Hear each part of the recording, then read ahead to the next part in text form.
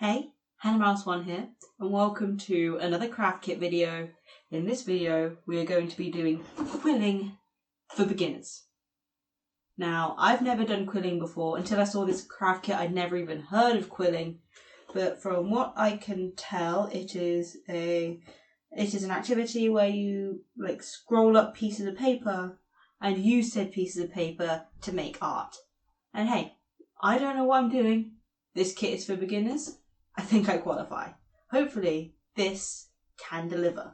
It comes with a handy step-by-step guidebook, a quilling tool, some white card, quilling paper and glue. And you can make up to 4 projects, presumably from a list, because it says to choose your favourite and make it from the kit contents. So, with that, let's dive right in. Alright, so let's get into the actual kit part of this. It comes with a booklet with a bunch of instructions, a bottle of PVA glue, some white card, a quilling tool, and a bunch of scraps of paper. I decided to go with the basic cactus one, which is one of the first ones in the book, just as kind of like a dabble into the art. Honestly, even with the first one in the book, it basically says do what you want. The instructions are really vague, but the general gist is draw an outline of what you want and then outline it using the quilling paper. I would say the book always says, here's things which could be useful for you that it just doesn't come with. There's a quilling sheet which has different shapes in it that they say you should use. This is a beginner's kit. They actually expect you to have specific equipment for this. Other stuff is stuff that's more generic, like tweezers and awl, which I did have, but you might not. Pencil, they assume you have a pencil, which I think is fair. But there's so much stuff which just a quilling. Are you seriously expected to have a quilling mat? It feels really weird. I know it's not necessary to any of the crafts, but if you're gonna keep referencing it, include it in your kit. It's pretty simple. But honestly, the craft itself is, while it's really repetitive, it is pretty relaxing. I was able to just switch some TV show on and just shut my brain off while I worked, which was quite nice. It took me ages to figure out how the quilling tool worked. I was using it wrong for ages. I didn't realise there was a slit in the tool that you could slip the paper into. And once I figured that out, it went so much quicker. One thing that you're supposed to do is create different shapes by squishing the pieces, which I do to add visual interest to parts like the flower on the top of the cactus. I also use this technique in the pot. This was just very simple and repetitive, and I didn't dislike the activity, and the kit does come with basically everything you need for the most part. It doesn't come with scissors either, but if you're doing this kit, they assume you have scissors. Again, I think that's fair, and you could probably get away with tearing them, it just wouldn't be as neat. I go through and just add this design onto the pot using a combination of longer squished rolls and small round ones. I think it just adds a bit of visual interest.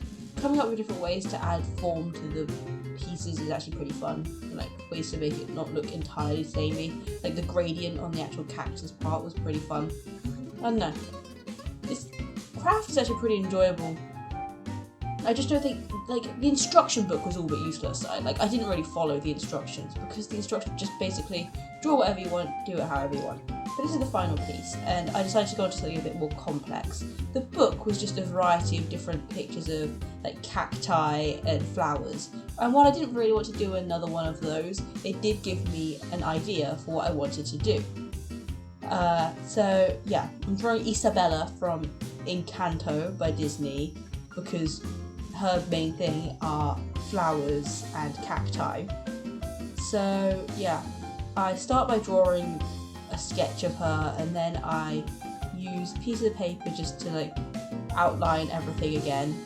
This is a much more detailed outline. I'm using these swirls to indicate the laciness of the fabric and where it's all frilly, because her dress is very thin and frilly and silky, especially I'm talking about Isabella at the beginning of the film before she gets all paint everywhere. I'm doing the very conventional pretty dress Disney princess style version of her. But I do all the frills around the parts of her shoulder. Like, this goes to show how, like, I have never done quilling before this, and, like, it's a really quick activity to pick up. Like, I was already moving on to something which, like, I wasn't following instructions at all for this one. I was literally just making it up as I went along. There were some slight annoyances I had with the kit, like, not all of the pieces of paper were the same width, so I had to, like, trim them down so that there wasn't pieces that were taller than others, because it came up slightly weird.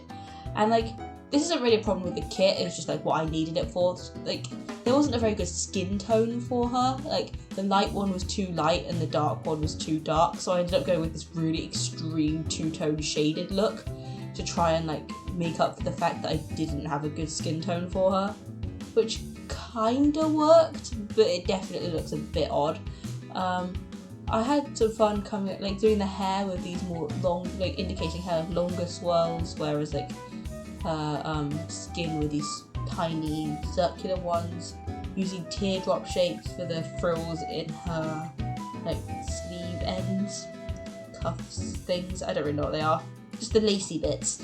And then I just used, like, bigger swirls for the majority of her dress because, like, it's, again, a lacier, silky material.